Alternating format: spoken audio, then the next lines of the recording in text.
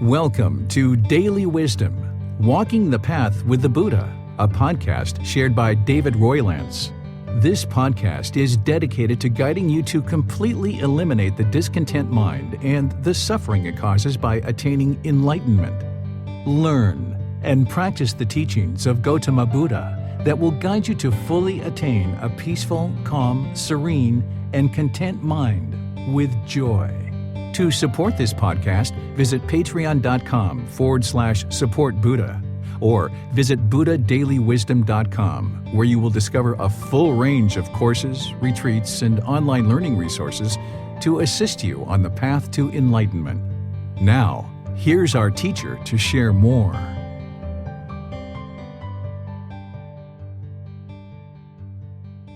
Sawadee Kap. Hello and welcome to Daily Wisdom, Walking the Path with the Buddha. Today we're going to be discussing breathing mindfulness meditation and helping you to really further develop your meditation practice.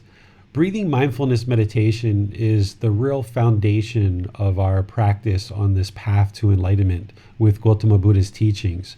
Keep in mind that the number one problem that Gotama Buddha discovered is how the mind holds on to things, how it craves, how it longs, how it grasps and holds on. So with breathing mindfulness meditation, what we're doing is we're training the mind to let go, to bring the mind into the present moment and just be rooted in the present moment and not be worried about the past or anxious about the future, and just training the mind to let things go.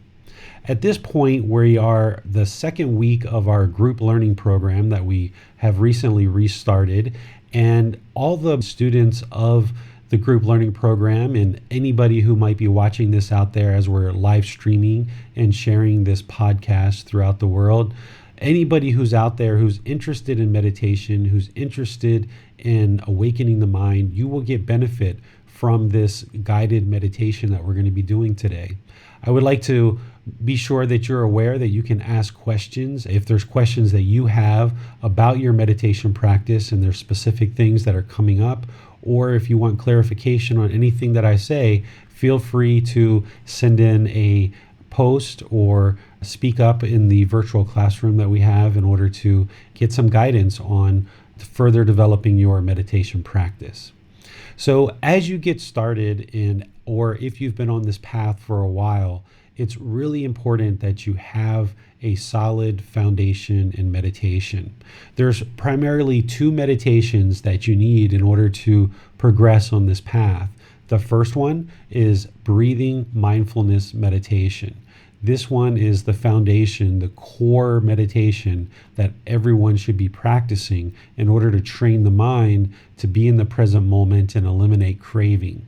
The second meditation is to cultivate loving kindness. Loving kindness meditation is used to cultivate loving kindness in the mind. While Gotama Buddha did discover that craving is the primary problem of the mind, there is really some other problems that he discovered as well, with craving being the predominant problem, or we also call this greed, or desires, attachments, this mental longing with a strong eagerness. This is the primary problem. However, when Gotama Buddha discusses the problem in the mind, he also talks about what we call the three poisons of greed, hatred, and delusion, or craving, anger, and ignorance. Now, this last poison of ignorance, we use this word ignorance or delusion, but in reality, those words are often used in a derogatory sense in today's language. Gotama Buddha used language, I feel, much closer to what we would describe as the unknowing of true reality. Essentially, the mind has this craving, this greed, this holding on, this grasping, this not wanting to let things go, this craving for permanence and not recognizing that things are impermanent in the world. The mind also has this poison of hatred or anger. Out of this poison, we oftentimes create enemies. We put walls around us. We're kind of looking out in fearful ways. we are experiencing frustration and irritation, annoyance due to this poison of anger or hatred. And then this third poison of delusion or ignorance or unknowing of true reality. This is the part of the mind that is unaware of the teachings of Gotama Buddha, that we are in fact causing our own problems, that the mind does have this problems of craving and hatred, that we don't understand Gama and the natural law of Gama. There's many things on this path that the mind is unaware of, and that's why we stay in the unenlightened state. So through learning in these Dhamma talks, through learning through books and having teachers and guides, helps you to awaken the mind. Essentially what you're doing is creating wisdom, which is the antidote to this third poison of delusion or ignorance or unknowing of true reality. The other poisons also have antidotes. So the poison of greed or craving has the antidote of generosity, by sharing, by giving, by helping others with our time, our effort, our money, recognizing the interconnectivity of all beings. And this is the way that we train the mind through the practice of generosity, and including using breathing mindfulness meditation is training the mind to reduce and then ultimately eliminate that poison of greed or craving, desire, attachment. Then that second poison of hatred or anger, which manifests into a lot of other versions of that, we use loving kindness meditation to cultivate that in the mind and practice loving kindness in our daily life, which is active goodwill towards all beings without judgment. So by practicing loving kindness meditation, cultivating that in the mind, and then practicing it through our daily life, we're actually working to reduce and ultimately eliminate that second poison. By learning and practicing the teachings of Gotama Buddha to acquire wisdom, wisdom is the antidote to that third poison, which is delusion, ignorance, or unknowing of true reality.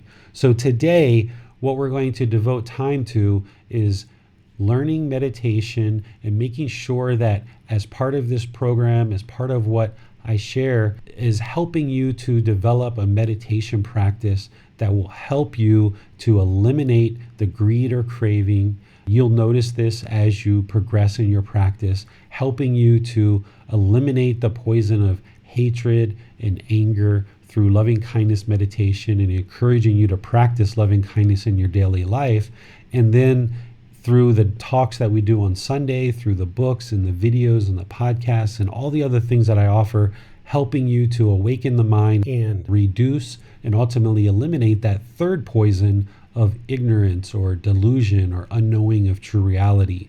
So in this program, over the next 5 to 6 months, you will slowly be working to eliminate these three poisons, mainly by studying the teachings, but also through learning the teachings, practicing the teachings in daily life, which includes meditation.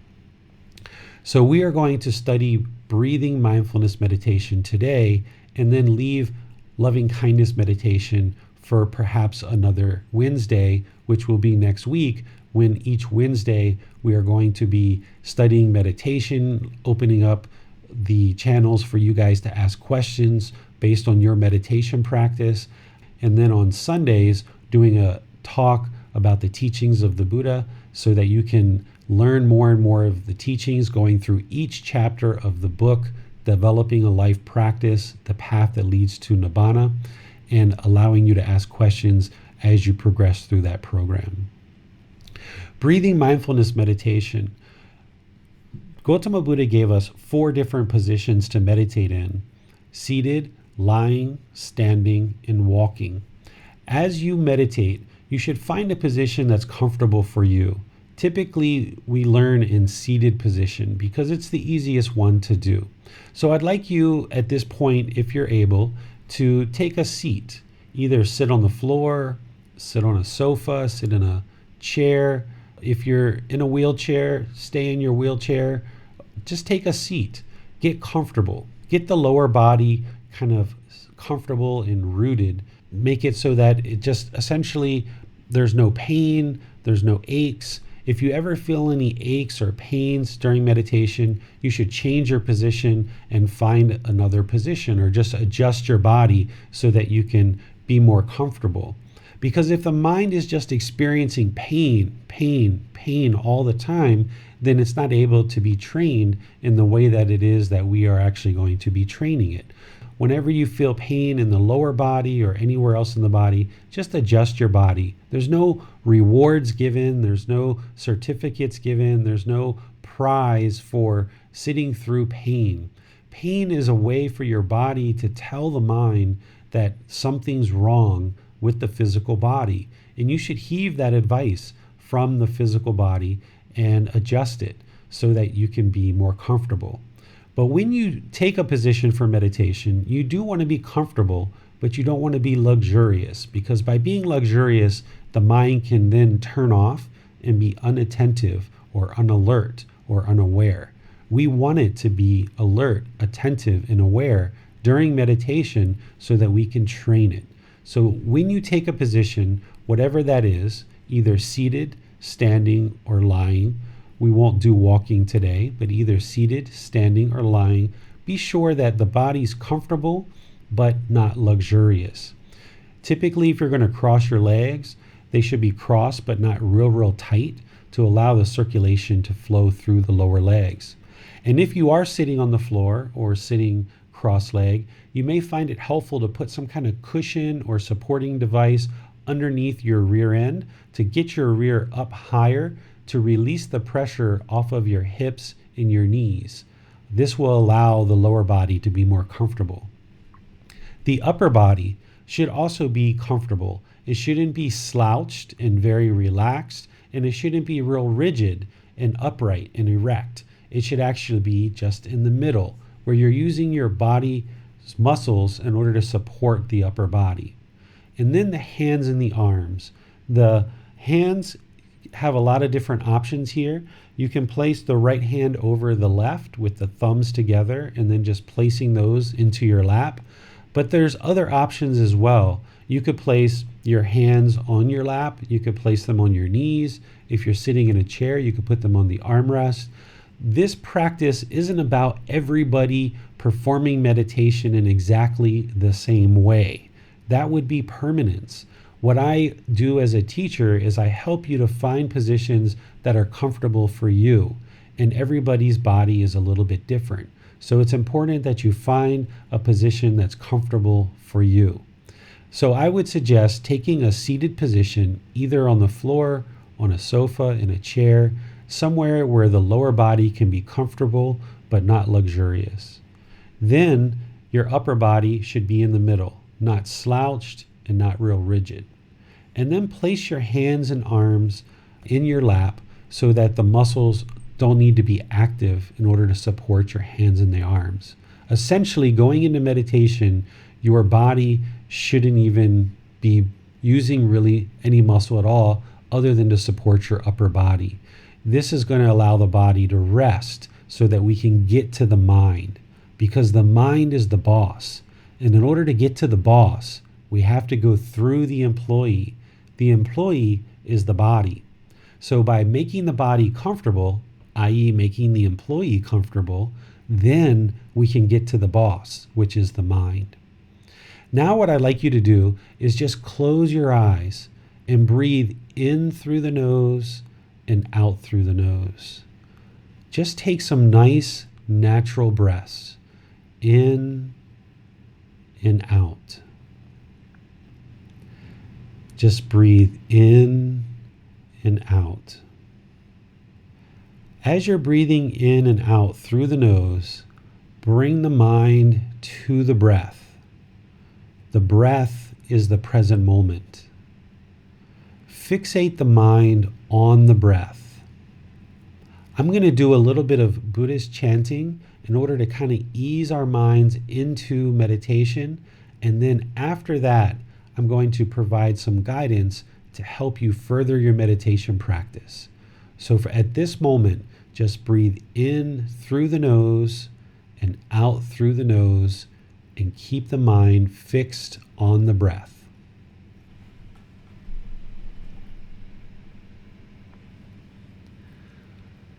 อะระหังสัมมาสัมพุทโธภะคะวาพุทธังภะคะวันตังอภิวาเทมิสวากขาโตภะคะวะตาธัมโมตามังนามาสามิสุปฏิปันโนภะคะวะโตสาวกสังโฆสังฆังนามามิ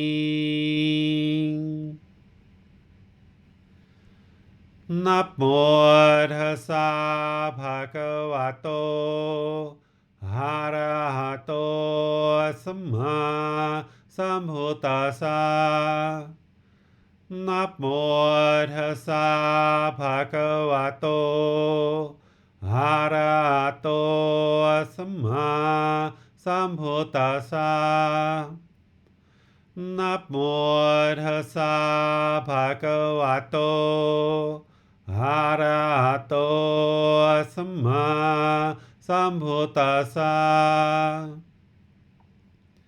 อิติปิโสภะคะวาอะระหังสัมมาสัมพุทโธวิชาจารนังสัมพุโนสัคคาโตโรกาวิตุอนุเตโรปุริสาตามาสติสตาตาวามานุสนังพุทโธภควาติ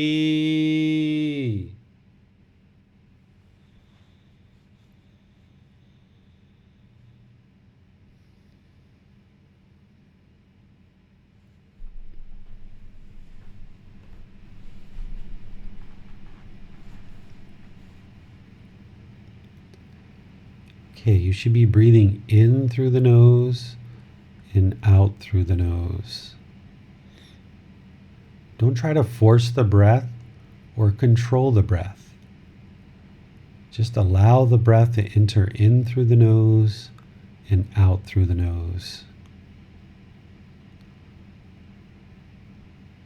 As you breathing, fix the mind on the breath, the sound of the air entering the nose and exiting the nose, or the sensation of the air moving over the skin into the nose and out of the nose. The breath is the present moment. By fixing the mind there, the mind can reside peaceful, calm, serene, and content with joy when it's fixated on the breath. But because you're still learning and you're still on the path, as you sit here in meditation, the mind is going to have thoughts. That's completely normal until you train the mind further and further.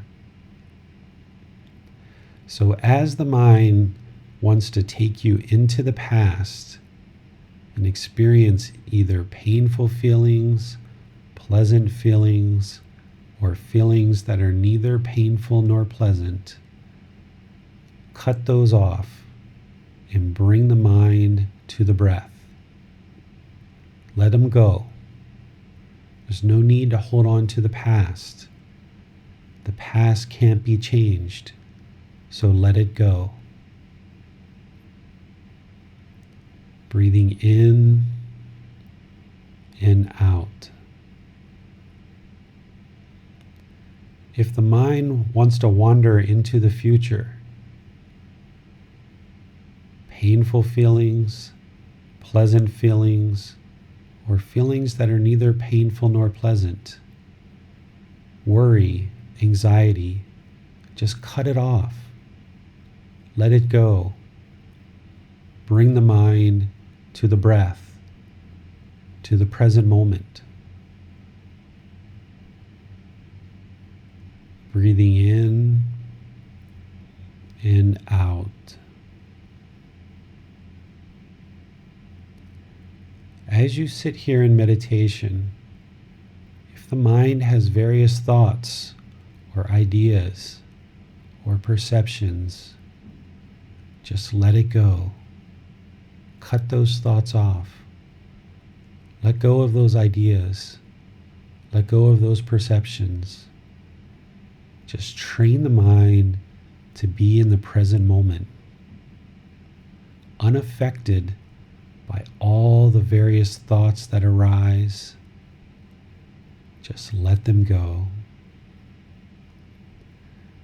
Notice that the more you focus on the breath, the more you're training the mind so that you can have control of the mind.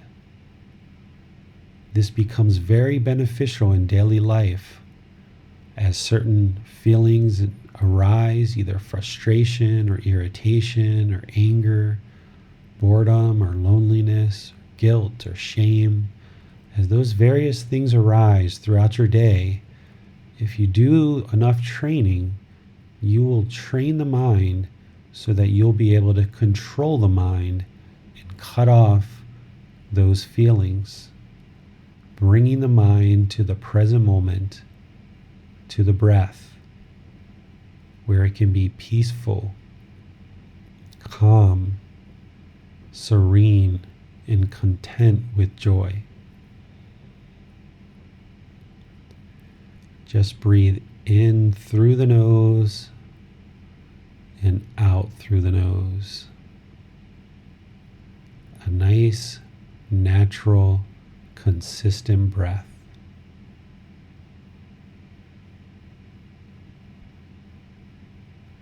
You have nowhere to go. You have nothing to do. No one needs you right now. Just sit here and focus on the breath, training the mind to come into the present moment.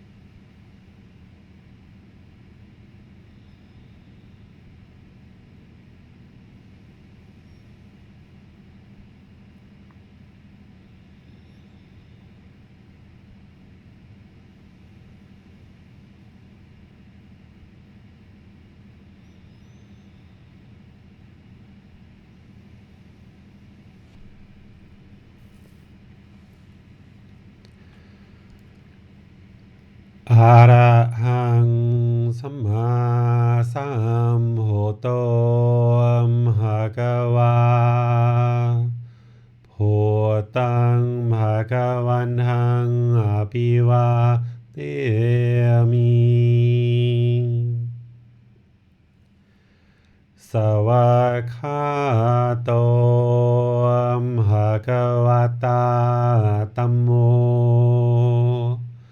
ตามังนามาสามิ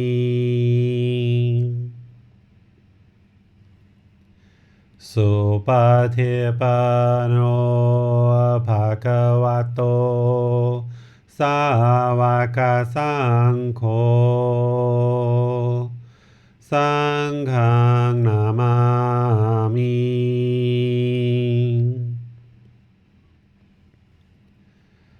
นะโมตัสสะภะคะวะโตอะระหะโตสัมมาสัมพุทธัสสะนะโมตัสสะภะคะวะโตอะระหะโตสัมมาสัมพุทธัสสะนะโมตัสสะภะคะวะโตอะระหะโตสัมมาสัมพุทธัสสะอิติปิโสภะคะวะอะระหังสัมมาสัมพุทโธวิชาจารณังสัมพุโนสัคขะโตโรกาวิตูอนุเตโรปุริสาตามาสติสัตตาตาวามนุสนังพุทโธภควาติ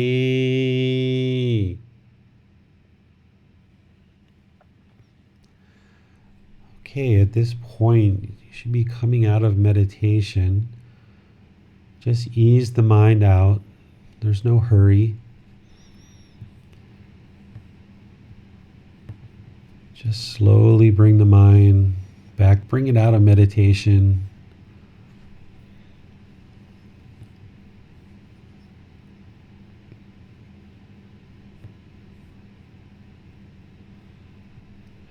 And as you come out of meditation, just notice that perhaps the mind is a little bit more calm, a little bit more peaceful, a little bit more content.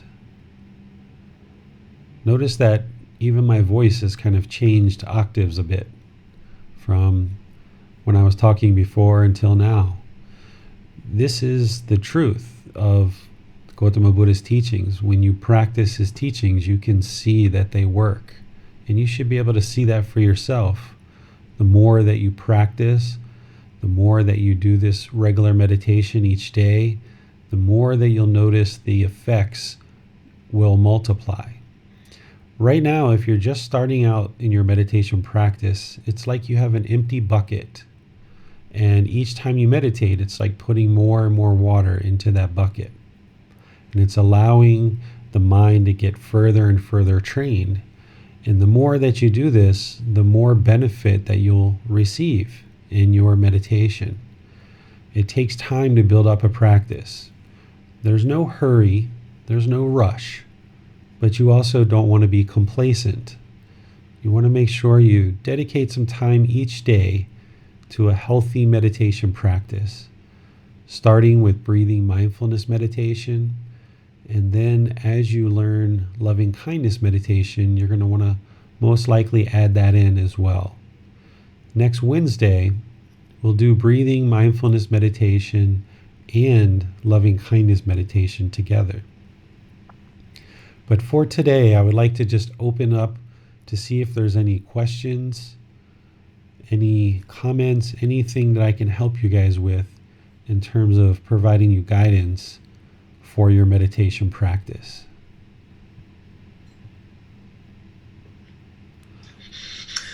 Max has got a question. Thank you, David.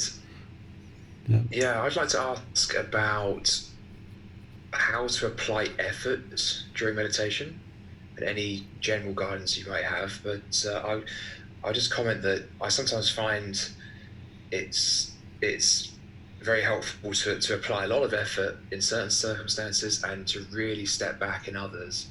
And sometimes I feel that if I'm getting distracted, just to say, just okay, really just focus on the next 3 breaths, for example, but commit yourself entirely, even just to one breath. Mm-hmm. And sometimes just that little nudge can seem to help move my mind in the right direction. And then I'm able to really step back, and it's almost just happening from then on in. But I was wondering if you had any further guidance on how to apply effort. Yeah, for meditation, you really just want to exist in meditation. You don't really necessarily want to force things. You don't want to push it. Gotama Buddha, the translations that I have use the words cut off your thoughts or cut off the thoughts, right? And that kind of implies that there's an active process of doing that. And there is, as the thought comes into the mind, if you're experiencing a thought and it arises, you need to actively bring the mind to the breath. But once you're there, just exist. Don't crave, don't desire, don't want to anything in particular.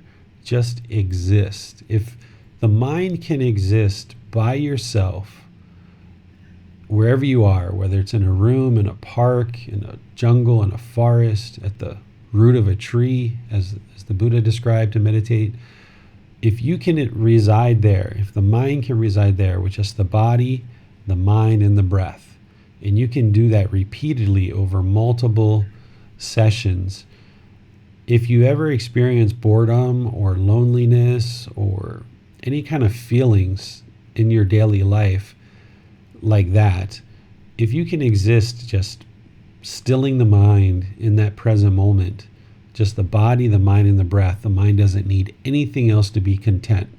It doesn't need TV, it doesn't need music playing, it doesn't need a friend talking to you, it doesn't even need your meditation teacher guiding you, it doesn't need some pleasurable sensation on the body, something to please it.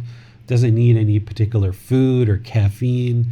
It just doesn't need anything. Just to realize that the body, the mind, and the breath, there's life. I'm sitting here content, peaceful, and calm. And what you realize is by doing that over repeated sessions, filling up this bucket as I talk about, is that you realize that if you can be content in that situation, you can really be content in any situation. Because once you're able to train the mind to be content in that situation, well, when you go to the movie and you're watching a movie out at the movie theater, well, it's almost like, well, I kind of rather be meditating because this is almost too much stimulus. Or, if you're with friends or you're at the mall, you can enjoy the time that you're with other people because you've trained the mind so well that you literally don't need nothing at all. And just as the thoughts arise, just cut them off or let them go and bring the mind to the breath. Sometimes people feel a little bit guilty that they've had a thought, but there's going to be thoughts. As we talked in our Sunday class, there's going to be thoughts. The idea is not to hold on to them. So if the thoughts are arising and in relatively short order, you're able to let them go, or over time with training, you're able to let them go, then you're training the mind to let go of thoughts so that when you're in daily life and you feel frustration arise, or you feel boredom or guilt or shame or whatever it is arise, if you've done this training enough, you can control the mind in any situation, be calm, content, and peaceful in any situation. So don't necessarily push the mind to do any one particular thing or another, but just train it to let go and bring the mind to the breath. This is a very healthy exercise. And, nobody has ever counted how many thoughts come to their mind in the unenlightened state during meditation, and then they let them go. But I would say millions, right? before someone attains enlightenment, there's in the unenlightened state, as you're building your practice, there's probably millions of thoughts over the course of that time that come to the surface and that you train the mind to let go of. And you doing this so many times, it's like picking up a pencil. When you were a child, it took you many, many times, many years to be able to pick up a pencil and hold it in exactly the right way and hold it still and actually get a really nice handwriting. Well, it's the same thing, is that you're not learning to pick up a pencil and hold it, you're actually learning to let something go. And by training the mind to let that go, even if it takes 30 seconds or 2 minutes or even 10 minutes, what you'll notice is that time will get shorter and shorter and shorter. And then eventually you'll be able to just let things go so easily as things happen. And eventually you'll get to the point where anger, frustration, irritation, all these discontent emotions won't even arise if you've trained the mind enough to be able to cut them off. But it takes time. Thank you. Yeah, you're welcome. Bill, do you have a question back there? I see you listening in. I was having a little bit of trouble letting go of some of the noise up above me. I don't know if there are some kids that are living up above, and I was trying to tune out. It sounded like running back and forth, and one of the reasons I moved to this new building. Mm-hmm. And there we go with expectations, right? That it's supposed to be quieter here, and I thought it would be beneficial for my practice, and actually it is part of the practice, right? Yes. Nothing is permanent. I'm going to hear motorcycles, cars, and it's just another thing to try to train my mind to tune out. Yeah, the mind's going to even crave that silence, right? And want that permanent silence. And then when it hears sound, that gets displeased and wants to latch onto it. This is probably a good time to talk about the 6 doorways of discontentedness, right? So discontentedness is the painful feeling, the pleasant feeling, the feeling that's neither painful nor pleasant. So this is painful feelings: sadness, anger, frustration, irritation, guilt, shame, fears. These things are all very painful. Pleasant feelings like happiness, excitement, elation. These things take the mind in the other direction, and the mind is discontent.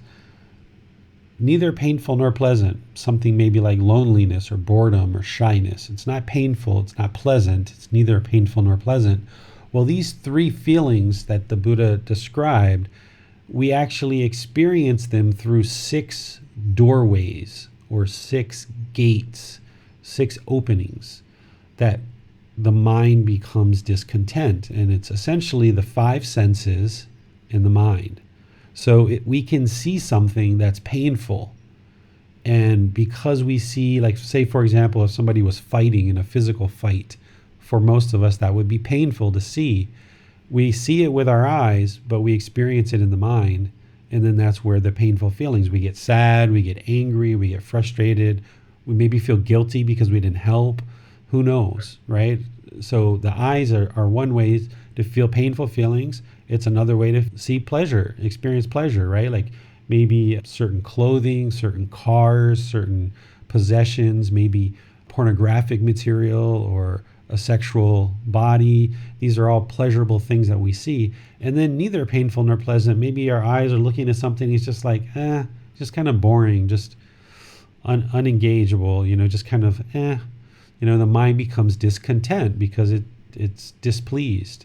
So the eyes seeing things, the nose smelling things, the tongue tasting things, the ears hearing things, and then the sensation on the body. These are the 5 senses. And then the 6th one is the mind.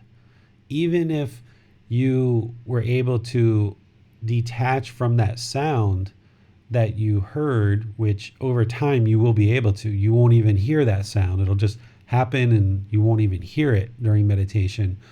But the mind can still have this negative self-talk, right? Or pleasant self-talk, and tell us how great we are, how wonderful we are, and build all this pride and ego. So these 6 doorways are how the mind draws in and creates the discontent mind, because we're drawing in through these 6 doorways. And one of the things that Buddha talked about is protecting these doorways. So when you hear that sound now, it just kind of confirms for you, yep, there's my mind. It wants to go attached to that sound. And yeah, my mind's craving permanence, that permanent silence. It can help you to start to eliminate the doubt about the teachings. If you have any doubt, which is one of the fetters, it can help you to start eliminating doubt and say, yep, there's my mind. It's being discontent, just kind of like what you just did. So these 6 doorways, we need to protect them, and you need to train the mind that it can hear sounds, but it doesn't have to become discontent in any way, because it recognizes that that sound is impermanent. Yeah. I had another question. I don't think I've ever tried to meditate at this time of the evening. And so when I wasn't feeling discontent by the noise, prior to that, I was sort of fighting off, some sleepiness. And I wasn't sure if that was because I'm sitting on the couch. Like I said, mentioned that I did do some meditation yesterday, and I sat on the floor. I haven't gotten a cushion yet, but I just brought in a pillow, and I sat in front of my little meditation stand that I have. And I think it was early evening, like around 5, between 5 and 6, somewhere in that neighborhood. But what I suppose, because I am new to this, I'm just going to find the times a day where I get the most benefit, or is that something I even need to worry about? Is that an attachment in and of itself? No, that's not an attachment. That's trying to seek wisdom of when is the best time to really sit down and meditate. What you're going to notice, it's not going to be the same all the time, right? Like you wouldn't be able to meditate 8 a.m. every morning, because you're not going to always be in a place where you can meditate 8 a.m. every morning, because that's permanence. But what you can do early in practice like this is move your meditation around to different times and see which time works best for you. But again, you're going to notice that that's going to change over time. So one thing is definitely find at least one time a day, and it's going to change, when you can really train the mind and really dedicate some training. But the other thing that I'll say about what you just said about getting a little sleepy now that you're meditating tonight for the first time is that's actually one of the benefits of meditating as well, right? Like if you're meditating regularly, what you'll notice is that it will actually help induce sleep as you progress on your path, and you will sleep easier more and more. If you think about when we were children, we could fall asleep at the drop of a dime anywhere, in a moving car, on a roller coaster, pretty much anywhere we could probably fall asleep when we were a kid, because we didn't have this attachments. We weren't carrying these heavy attachments and this burden that we carry now. So while I wouldn't suggest that you make a sleepy meditation your regular thing, because you definitely need a meditation somewhere in your day where you're actively training the mind in an attentive way to focus on the breath and become more aware of the mind. But one of the nice things about meditating and about being on this path is that you can actually meditate at night and it will help induce sleep. So if you notice that to me is actually a benefit, but just be sure that you're getting in meditation at other times during your day, that you're actually able to be attentive and train the mind. And if you notice during the day even that you're training the mind and you get kind of sleepy, that's a good time to stand up and do standing meditation, or it's a good time to do walking meditation. or just end your meditation and come back to it in a couple of hours when the mind is more attentive. So you definitely want to carve out that time, find time during your day where you can meditate and train the mind. And then if you're noticing at certain times you are getting sleepy, it's like, hey, that's actually a nice little benefit that you're now going to be able to fall asleep and not only get to sleep sooner, but you'll get a much deeper sleep, a much better quality sleep, so that you'll awake in the morning more rested. And with a rested mind, you're going to have more mindfulness, and you're going to be less likely to do things that cause unwholesome karma throughout your day, because you've got a really well-rested mind. Okay. Thank you. Yeah, you're welcome. You're welcome. Max, do we have any questions coming in over live stream, YouTube or Facebook? Oh, we have a question from Amina Kuzi on Facebook. He's asking about whether he should meditate longer during the day or more often. So it's about whether he should meditate longer or more frequently. Okay, so the amount of time that someone meditates is completely a personal choice. Gotama Buddha meditated 3 times a day, and what I noticed when I ramped up my schedule to 3 times a day is it absolutely is the best. I mean, perfect quality meditation for many, many days in a row when I did 3 days a week. And there are some days where I actually did 5 or 6 times meditation a day, and I just really needed those. So if you feeling like you have the energy and you have the time and you want to ramp up your schedule during certain periods of your life to more frequently than just once a day, go for it. There's no harm in that. I would say do at least once a day, and if you can build a regular practice of twice a day, that's going to be really beneficial, because in the morning or evening, those are quiet times where you can meditate at least twice a day. But if you want to put in a 3rd, 4th, 5th, however many meditation sessions, go for it. There's no harm in that. And the amount of time that you do is also up to you. Now, when we did this meditation today, I didn't time it, and I never time any meditations that I do, but I'm going to guess that we were really meditating about 10 or 15 minutes, somewhere around there. That's not necessarily typical, but it's not atypical either. I've meditated sometimes for 5 minutes, and my son walks in and he needs to go somewhere, so I just break my meditation and go. So if you're going to have this bucket of water and the bucket of water is empty, if I can take a small little scoop or I can take a big scoop, I'll put into the bucket whatever I need. If I notice in meditation, like in the past when I was working my way forward on the path, if I noticed a period of time where, back to Max's question about applying effort, if I notice where 5, 10, 15 minutes, I just kept trying to get the mind to the breath and it just wasn't coming to the breath, I would just stop the meditation and go do something else. And then a few hours later, I would try to meditate again. Rather than sit in meditation and allow the mind to continually cycle and continue to have all these thoughts and not be able to control the mind because it's just not there at that particular moment, I found it more useful to end the meditation, not encourage the mind to cycle and have all these thoughts in an uncontrollable way, and just end it and move on. Even if it was 10 minutes, 15 minutes, all of those kind of things. I don't suggest that people do actually time their meditation, because there's no real benefit in timing the meditation, because you're not really going to compare the meditation to one person or the other. It's really your opportunity to sit down, develop a peaceful, calm, serene, content mind with joy, and find that single-mindedness. So if you can sit down and meditate, just meditate for as much as you can. And if you notice that after you're in meditation for a period of time, you get to a point where there's stillness and you can hold that for a while, but then you notice that you just can't come back to the stillness, just end the meditation and it's time to end it. I think most people probably go for about a 30-minute meditation is kind of what they go for.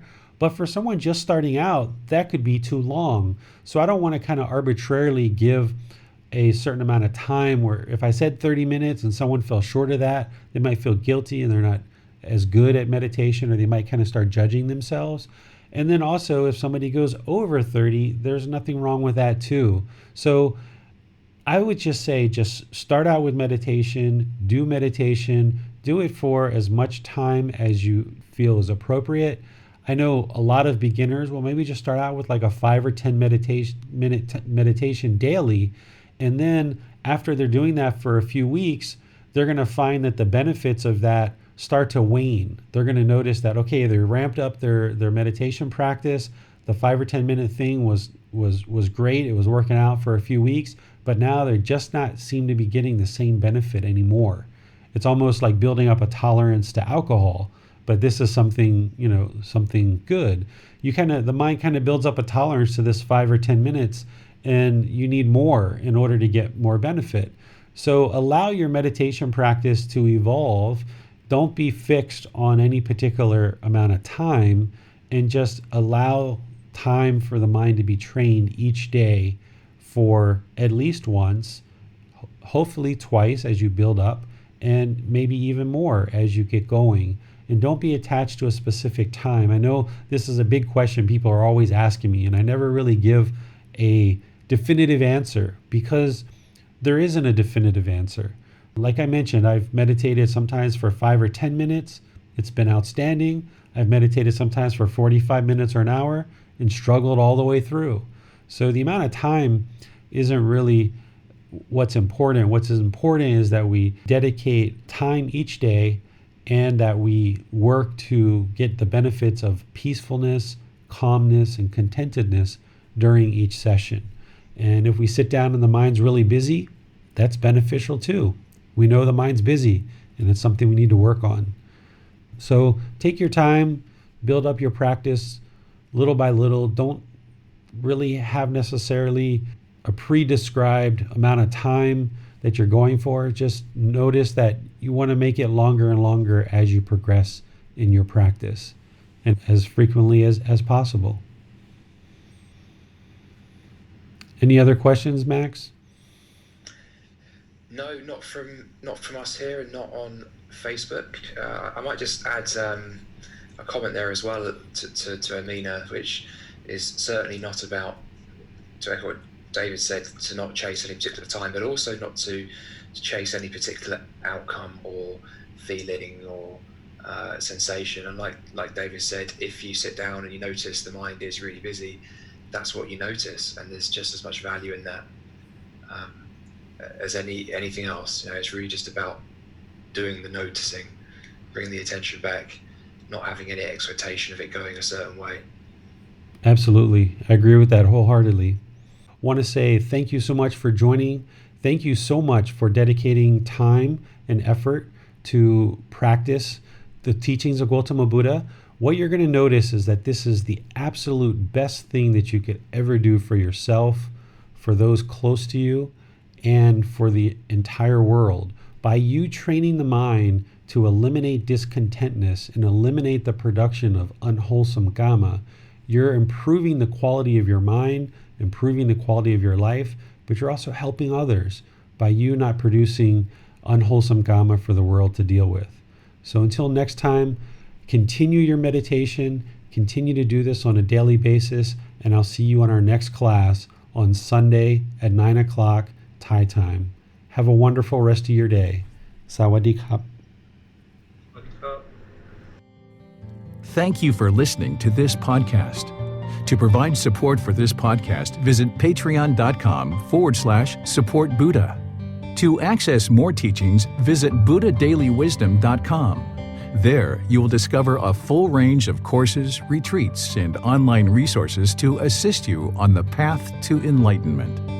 Remember to establish a daily, consistent meditation practice, along with learning and practicing these teachings. A well-developed meditation practice is the foundation in which to train the mind to attain enlightenment.